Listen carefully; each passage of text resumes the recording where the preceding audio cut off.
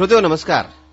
श्रोतेहो, वाद्याच्या चामड्याच्या आवरणावर बोटानं, छडीनं, काठीनं किंवा हातानं आघात करून जे वाद्य वाजवतात ते वाद्य आनंद या प्रकारात मोडतं.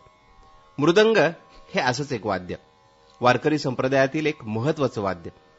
कीर्तन, भजन यातील मृदंग हे महत्वाचं साथीचं वाद्य.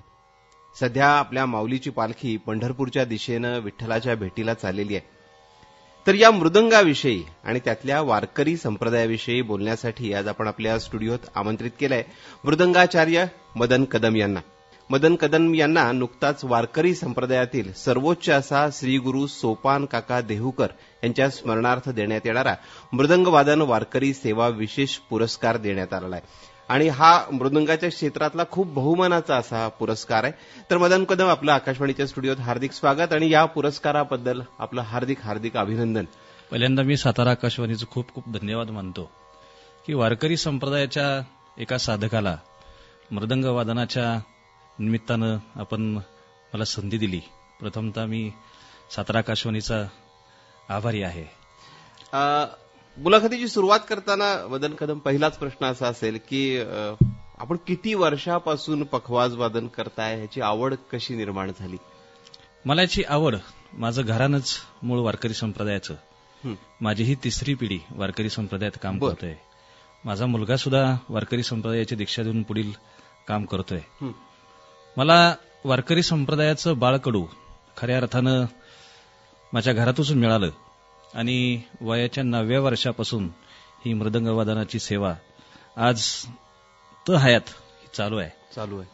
आणि अत्यंत चांगला योग की या अखंड सेवा साधारणतः 35 वर्षापर्यंत ही अखंड सेवा सुरू आहे. सुरुवातीचे दिवस आठवतात का लहानपणीच? होय होय होय होय होय लहानपणी खूप, एकतर वय लहान आणि लहान वयामध्ये पहिली आवड असेल तर खेळ, आणि खेळाच्या वयामध्ये एक कष्टाचं वाद्य म्हणूया आपण. हे मृदंग वाद्य, हे तालवाद्य सगळी आहेत.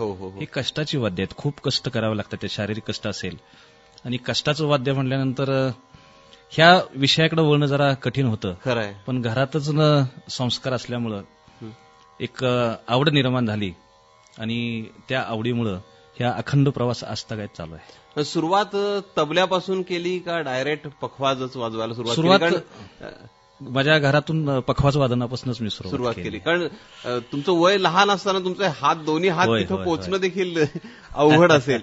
तर लहानपणीच्या काही आठवणी, रियाजाच्या आठवणी काही सांगता येतील? लहानपणी वय लहान असल्यामुळं साधारणतः वारकरी संप्रदायामध्ये कीर्तनाच्या साथीला उभं राहावं लागतं. बरोबर. ते स्टँड असतं, स्टँडवरती तो पखवाज असतो आणि उंची लहान असल्यामुळे, वय लहान असल्यामुळे माझे हात असे त्या स्टँडवरती पुरत नसेत.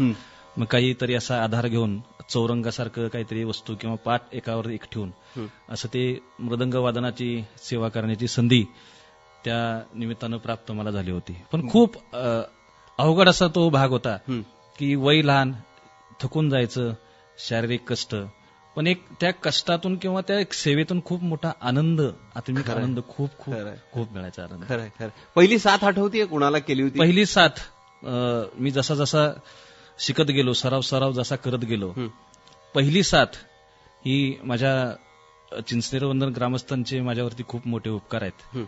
ते मी लहान होतो आणि मला गावात जी भजने चालायची, कीर्तनं चालायची, एकतर लहान वय असल्यामुळे झोप खूप असायची. अक्षरशः संध्याकाळी भजनं असतात खेडेगावातली, ते मला झोपेतून उठून खांद्यावरती माझी मित्रमंडळी जी आहेत त्यावेळची मला घेऊन जायचे आणि ज्या ठिकाणी कार्यक्रम असेल त्या ठिकाणी घेऊन जायचे. आणि तो काळ खूप वेगळा होता.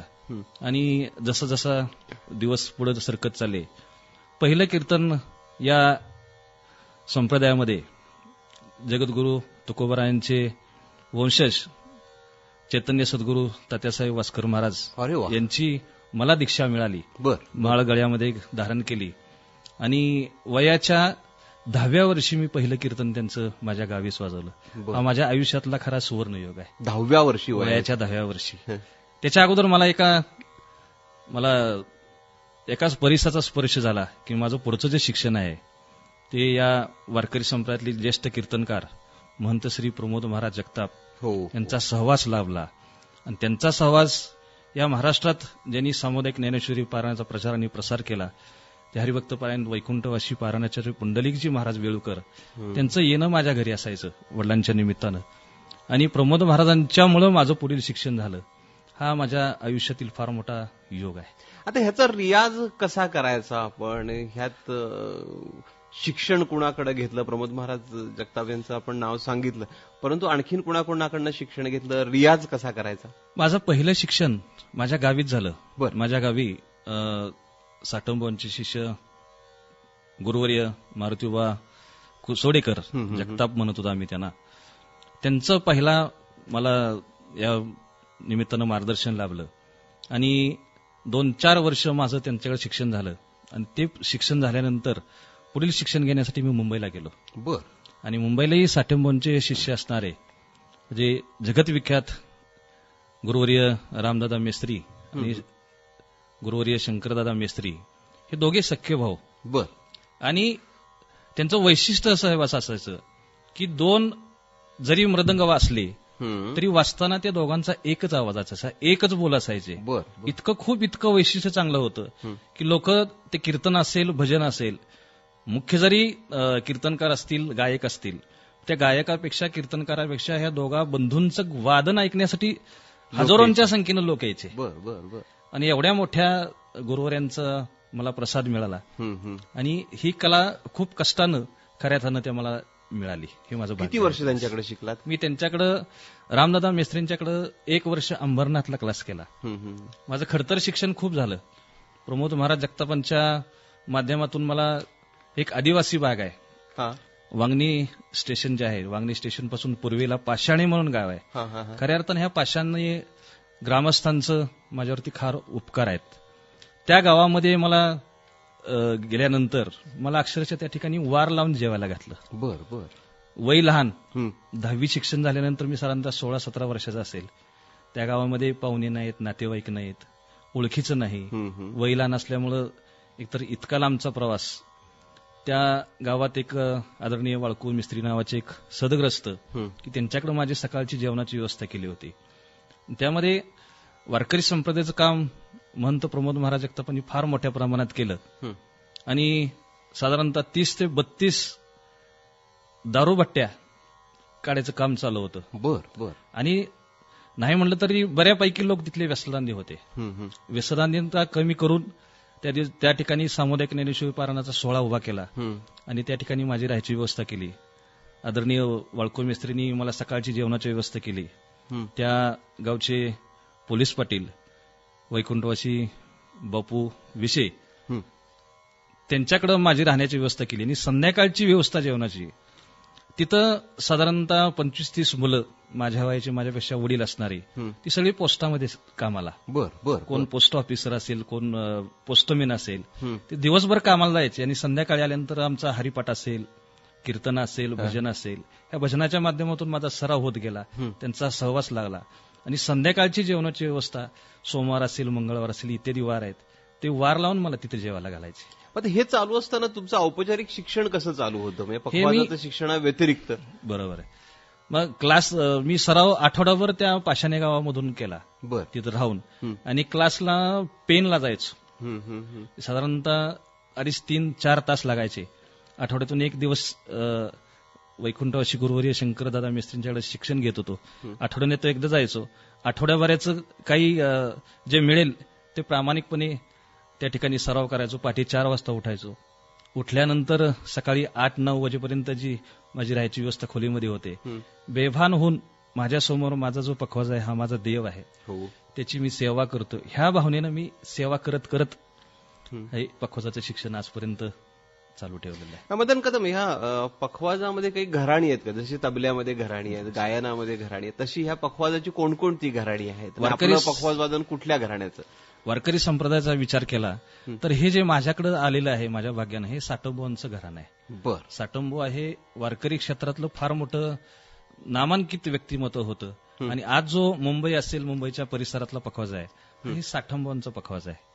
त्याच्यामध्ये अग्रक्रमानं असणारे आमचे वारकरी संप्रदायातले काम करणारे वैकुंठवासी तुकाराम शेट्टे, हे त्यांचे शिष्य होते. आणि त्यांचं एक वैशिष्ट्य असं होतं की ते पखवाज इतका सुंदर वाजवायचे, हं. इतक्या मोठमोठ्या लोकांना साथी करायचे आणि ते पखवाज वाजवून स्वतः गायन करायचे, बर. अभंग गायन करायचे, गवळणी असेल, भारुड असेल. म्हणजे वारकरी संप्रदायाच्या माध्यमातून पखवाज वाजवण्याचे त्यांनी स्वतः घराने निर्माण केली. एवढं मोठं ते व्यक्तिमत्व होतं. बर. आज जर आपण शास्त्रीय पखवाज वादनाच्या बाबतीत बघितलं तर पंडित भवानी शंकर साहेब असतील, हो, आदरणीय पंडित माणिक मुंडे साहेब असतील, ही जी वेगवेगळी घराणे. पण माझ्या भाग्यानं मला जे मिळालं ते साटंबुवांचं घराणं. आणखी आम्ही हिंदुस्थानी शास्त्रीय संगीतात पखवाज असतो, पण त्याच्यापेक्षा जास्त पखवाजाचं साथ संगीतीला कर्नाटकी संगीतात असतो. त्या दोन्ही ह्याच्यात काय काय फरक आहे? यामध्ये जो पखवाज आहे, पखवाज आणि मृदंग, हो, हे दोन शब्द जरी असतील तरी वाद्य एकच आहे, एकच वाद्य आहे ते. पण कर्नाटकी मृदंगाची जी ठेवण आहे, तिचा आकार असेल, दोन्ही बाजूच्या ज्या वाद्याच्या पुढे असतील, ह्या वेगवेगळ्या प्रकारच्या असतात. त्याचे स्वर वेगळे असतात. आणि वारकरी पद्धतीचं जे पखवाज वादन आहे, हे पखवाज वादन जो आहे तो वेगळा आहे. बांधणीत देखील फरक, बांधणीमध्ये सुद्धा देखील फरक आहे. त्याच्या ज्या पुढे आहेत, त्याची वादी असेल, ह्याच्यामध्ये खूप फरक आहे. ती अक्षरं जी आहेत ती बोल आहेत. ही जी वाद्य आपण चर्मवाद्य वाजवतो, ही जी वाजवतो आपण, त्याला बोल म्हटलं जातं. हो, अक्षरशः बोल म्हणजे ही जी वाद्य आहेत ही मुकी आहेत. हो, ही वाद्य आपल्याला ती बोलायला लावायची. जी बोलायला लावायची जी भाषा आहे त्याला बोल म्हणतात.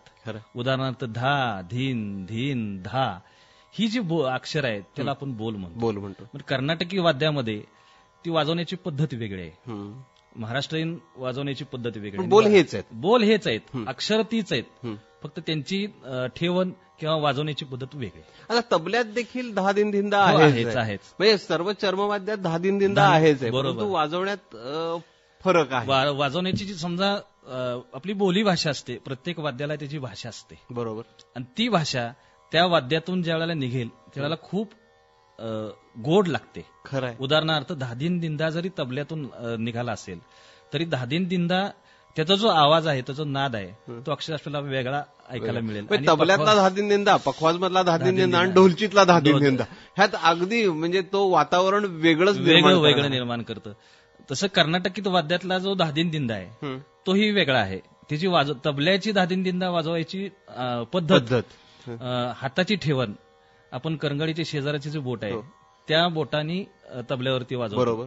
पखवाजावर सुद्धा त्याच बोटाने वाजवतो. पखवाजावरती जास्त जो वाद्याचा प्रकार आहे किंवा आपण वापर करतो हा करंगळीचा जास्त वापर करतो. थाप सुद्धा असेल पखवाजाची करंगळीनं करतो आणि तबल्याची करंगळीच्या शेजारच्या बोटानं करतो. अक्षरं जरी तेच असली पण वेगळे, प्रत्येक वाद्याची गरजही वेगळी आहे, बरोबर. कारण यातनं, ह्या मृदुंगातनं किंवा पखवाजमधनं प्रासादिकता जास्त निर्माण होती ह्याच्या वादनातनं. आता ह्याच्यामध्ये मला निश्चित आनंद वाटेल तुम्हाला आपल्याला सांगायला की ही जी वाद्य आहेत हे वाद्य वेगवेगळ्या प्रकारमध्ये येतात. हो. आता वारकरी संप्रदायानं हा जो वाद्याचा प्रकार केला त्या प्रकारामध्ये तबला जो आहे हा तबला राजस गुणामध्ये येतो. बर. ढोलकी जी आहे ही तामस गुणामध्ये येते आणि पखवाज हा सात्विक गुणामध्ये. मी म्हणलं प्रासादिकता वाढते. पखवाज हे मूळ जे वाद्य हे मंदिरातलं वाद्य आहे. त्यातून ज्या ऊर्जा निर्माण होतात, खरं, ह्या देवापर्यंत पोचवायचं काम हे पखवाजाच्या ऊर्जेतून आपल्याला मिळतं. आणि हेच वाद्य वारकरी संतांनी त्याचा अंगीकार केला. पण त्याचमुळं पखवाजाचं स्वतंत्र वादन फारसं होत नाही, जेवढं तबल्याचं होतं, ढोलचीचं देखील स्वतंत्र वादन होतं, तसं पखवाजाचं स्वतंत्र वादन होत नाही ना. याचं कारण असं आहे की ढोलकी वाजली की तामस गुण लोकांच्या मध्ये निर्माण होतो, पखवाज वाजली की राजस गुण होतो. आणि हा जो पखवाज आहे, मृदंग आहे, ह्याच्यामध्ये सात्विक ध्वनी निर्माण होतात. तबल्यामध्ये असेल, ढोलकीमध्ये स्वतंत्र वादन करता येतं. वारकरी संप्रदायामध्ये भक्ती म्हणून पखवाजाचा वापर केला जातो. हे तालवाद्य आहे. खरं. आपल्याला याच्यामध्ये स्वतंत्र मृदंगाचं सोलो वादन सुद्धा करता येतं. बर. पण हे वादन शक्यतो धार्मिक स्वरूपामध्ये मंदिरातच जास्त शक्यतो याचा वापर केला जातो. पण याच्यामध्ये सुद्धा सोलो हा जो प्रकार आहे वादनाचा, हा सुद्धा आपल्याला मृदंग वादनामध्ये करता येतो, निश्चित करता येतो. हा पखवाज वारकरी संप्रदायातला खूप महत्वाचा साथीचं वाद्य आहे. त्यांनी तुमच्या स्वतःच्या व्यक्तिमत्वात काय काय बदल घडून येतात पखवाज वादनामुळे? हे जे वादन आहे किंवा हे जे वाद्य आहे, निश्चितच आपल्याला याचा संस्कार आपल्यावरती होत असतो. बरोबर. आपण अनुभवे आले अंगा ते या जगात देत असे जगद्गुरु तुकोबाराय सांगतात. जोपर्यंत ह्या वाद्याचा आपण अनुभव घेत नाही, मग अशा आपल्याला मी निश्चित म्हणालो की ह्या वाद्याची मी सेवा करतो. हा जो मृदंग आहे, हा पखवाज आहे, हा माझा देव आहे. बरोबर. त्याला मी पाद्यपूजा करतो. पाद्यपूजा झाल्यानंतर त्याच्या चरणावरती डोकं ठेवतो. तसं हा माझा देव आहे. त्या देवाची मला सेवा करायची. ज्यावरती आपण सेवा करतो त्याचं निश्चितच फळ मिळतं. म्हणजे गावाकडची एक म्हण आहे, ढवळ्या शेजारी पवळा बांधला, वान नाही तर गुण लागला. खरं. आणि हे तर वाद्य देवानं अंगीकारलेलं आहे. बरोबर. निश्चितच ह्याचा प्रभाव आपल्या विचारावरती, आचारावरती निश्चितच होतो. एखादी आवडलेली मैफल आठवतीये का? एखादी आवडलेली मैफल जर म्हटला तर महाराष्ट्रातील वारकरी संप्रदायातील अनेक दिग्गज भजनी कलावंत आहेत की त्याच्यामध्ये आदरणीय पंडित बाळासाहेब वायकर असतील, शंकरराव वैरागकर असतील, रघुनाथ खंडाळकरजी असतील, अजित कडकडे साहेब असतील. ह्याच्या सगळ्यांच्या साथीचा मला योग आला आणि त्यातून जो आनंद मिळाला तो अद्वितीय असा आनंद मिळाला. आणि त्याने जे कौतुकाची थाप, आशीर्वादाची थाप टाकली, यातनं खूप खूप वेगळे आनंद मिळत गेले. अनेक खूप असे दाखले आपल्याला देता येतील. आपण स्वतः स्वामी विवेकानंद शिक्षण संस्थेमध्ये वाठार स्टेशनला वागदेव विद्यालय आणि ज्युनियर कॉलेज आहे, तिथं शिक्षक देखील आहात. तर या दोन्हीची सांगड कशी घालता आपण? शिक्षण विभाग आणि वारकरी संप्रदाय ही खऱ्या अर्थानं दोन्ही वेगवेगळी टोकं आहेत. हो. आणि ही सांगड घालत असताना खऱ्या अर्थानं अध्यात्म क्षेत्रामध्ये काम करत असताना ह्याचा उपयोग शिक्षण क्षेत्रामध्येही आपल्याला व्हावा. बरोबर. ह्या वाद्यांच्या माध्यमातून विद्यार्थ्यांच्या कलागुणांना वाव मिळावा, विद्यार्थ्यांचा सर्वांगीण विकास व्हावा, म्हणून श्री स्वामी विवेकानंद शिक्षण संस्थेनं अनेक संस्कृती केंद्रामध्ये संगीत शिक्षकांची नियुक्ती केली. त्यामध्ये मी आहे की या वाद्यामुळे, या संगीताच्यामुळं की विद्यार्थ्यांच्या शैक्षणिक निकालामध्ये, बुद्धिमत्तेमुळे निश्चितच आपल्याला फरक जाणवेल की संगीतामध्ये सहभागी होणारे विद्यार्थी आणि न होणारे विद्यार्थी, त्यांची जर आपण मार्क बघितली, त्यांची मानसिकता बघितली, आपल्याला निश्चितच आपल्याला त्याच्यामध्ये फरक जाणवतो. हा माझा गेली 26 वर्षाचा अनुभव आहे. वा. अनेक विद्यार्थी आज जे सगळे पखवाज वादन करतायत सातारा जिल्ह्यातले, हे शेकडोच्या संख्येनं विद्यार्थी आज तयार आहेत. खरं. आणि आज अशी अवस्था आहे की विद्यार्थ्याचे विद्यार्थी आज तयार व्हायला लागले. त्यांची जर बाजू बघितली किंवा अवस्था, मानसिक अवस्था बघितली, खूप आनंदी आहेत ते. खरं. ते शिक्षण क्षेत्रामध्ये काम करतात, आध्यात्मिक क्षेत्रामध्ये काम करतात, दैनंदिन त्यांचे व्यवहार चालू असताना ते काम करतात. पण त्या विद्यार्थ्यांमध्ये इतर विद्यार्थ्यांमध्ये खूप आपल्याला निश्चितच बदल आपल्याला जाणवेल. म्हणजे एक पखवाज किंवा एक वारकरी संप्रदाय तुमच्या वागण्याला आमूलाग्र बदल घडवून आणतो. हो. एक वेगळी दिशा देण्याचं काम पखवाज करतो. आणि आम्ही ते आता वारीच्या निमित्तानं अनुभवतो देखील की वारीत सहभागी होणारा लहान असेल, थोर असेल, वारकरी असेल, त्याची तो लीन विठ्ठलाच्या चरणीत असतो आणि त्याची त्या वारीतली वर्तणूक म्हणजे कोणतेही नियम न लावता अत्यंत शिस्तबद्ध पद्धतीनं असते. तो त्याच्या विठ्ठलाच्या नामस्मरणातच रममाण झालेला असतो. जगद्गुरु तुकोबारायांनी याचा एक दाखला आपल्या गाठ्यामध्ये दिलाय. लावूनी मृदंग श्रुती टाळ घोष. वा. लावूनी मृदंग श्रुती टाळ घोष सेवू ब्रह्मरस आवडीने.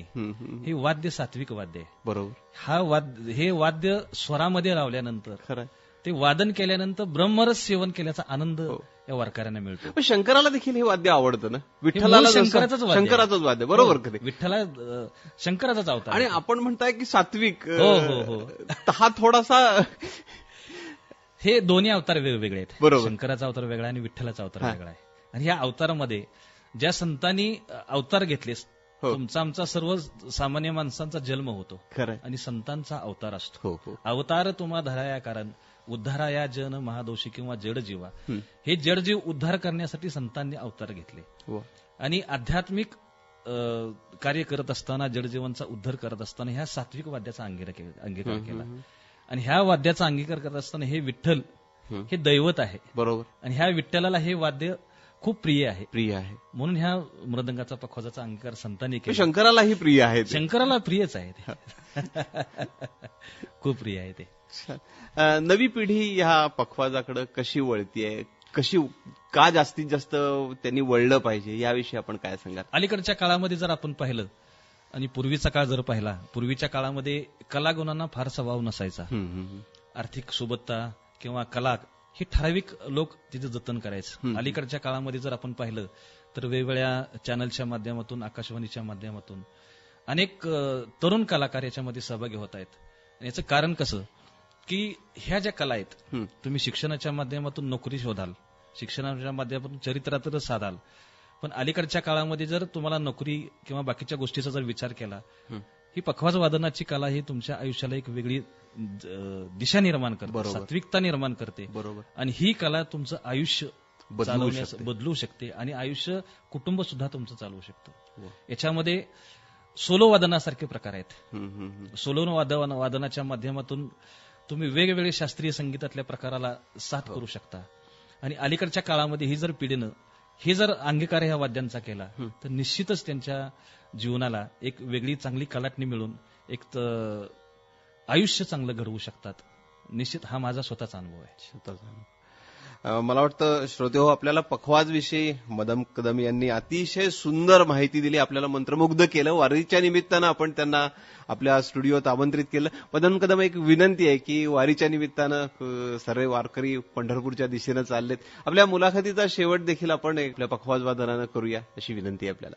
यामध्ये खऱ्या अर्थानं आपलं भाग्य आहे सातारा जिल्ह्याचं की आषाढी वारी जी आहे ती आळंदी ते पंढरपूर अनेक क्रांत्या सातारा जिल्ह्याने केल्या. वारकरी संप्रदायामध्ये ही जी क्रांती झालेली आहे ते आपल्या सातारा शहराजवळ असणारं जे आरफळ गाव आहे, हो, हैबत बाबांचं, वैकुंठवासी गुरुवर्य हैबाबांनी ही वारकरी दिंडी जी आहे हे सुरू करण्यामध्ये त्यांचा वाटा आहे. पण नुसते हैबाबा याच्या समवेत नाहीत, ते त्याच्या समवेत ज्यांनी ही पारायणा, सामुदायिक ज्ञानेश्वरी पारायणाचे जनक ज्यांना आम्ही म्हणतो, ते सद्गुरू चैतन्य सद्गुरू तात्यासाहेब वास्कर महाराज यांचा त्याच्यामध्ये फार मोठा वाटा आहे. आदरणीय वैकुंठवासी गुरुवर्य हैबत बाबांनी हा पालखी सोहळा सुरू केला. त्यांना जे भजन लागेल, कीर्तन लागेल, वारकरी भजनासाठी लागतील, हे वास्कर महाराजांनी दिले. आणि त्यांच्या राहण्याची व्यवस्था बेळगावची शितोळे सरकार जे आहेत त्यांनी त्यांची व्यवस्था केली. मग हा जो वारकरी दिंडी सोहळा आहे हे तिन्ही मिळून करतात. त्याच्यामध्ये चैतन्य सद्गुरू वास्कर महाराजांचा याच्यामध्ये फार मोठा आहे. आणि त्याच्यामध्ये आपल्या आरपळचे जे हैबत बाबा आहेत त्यांनी हा सोहळा फार मोठ्या प्रमाणात सुरू केला. निश्चितच मला आनंद वाटेल, हे वारकरी संप्रदायाचं वाद्य संतांनी अंगीकारलं. त्याच्यामध्ये ज्ञानोबा तुकाराम फार मोठा गजर असतो, रामकृष्ण हरी हा गजर असतो. रामकृष्ण हरी गजर असताना त्याचा जर आपण विचार केला,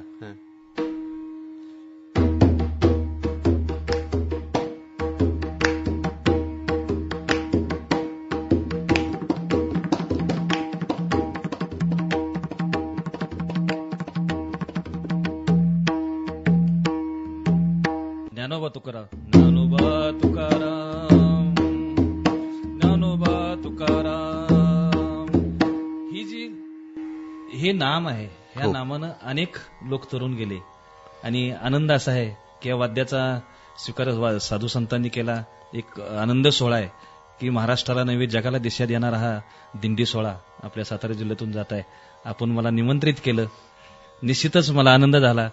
आणि एक सातारा जिल्ह्याची परंपरा मृदंग वादनाच्या माध्यमातून मला स्वीकारायला संधी मिळाली आणि एक माझ्या जीवनाला योग्य दिशा मिळाली आणि त्याचं प्रसारण सातारा आकाशवाणीने केलं. खूप खूप आपल्याला खूप धन्यवाद. मदन कदम, आज देखील आपण देखील पखवाज वादन करून आमच्या स्टुडिओला एकदम प्रासादिक वातावरण निर्माण केलं. आज आपण आमच्या स्टुडिओत आलात, अत्यंत मनमोकळी बातचीत केली. आमच्या श्रोत्यांना देखील ती नक्की आवडली असेल. पुन्हा एकदा कधीतरी असंच पखवाज वादनाच्या निमित्तानं आपण भेटू. निश्चित सर. आपले आभार, शतशः आभार. धन्यवाद. धन्यवाद. रामकृष्ण हरी. रामकृष्ण हरी.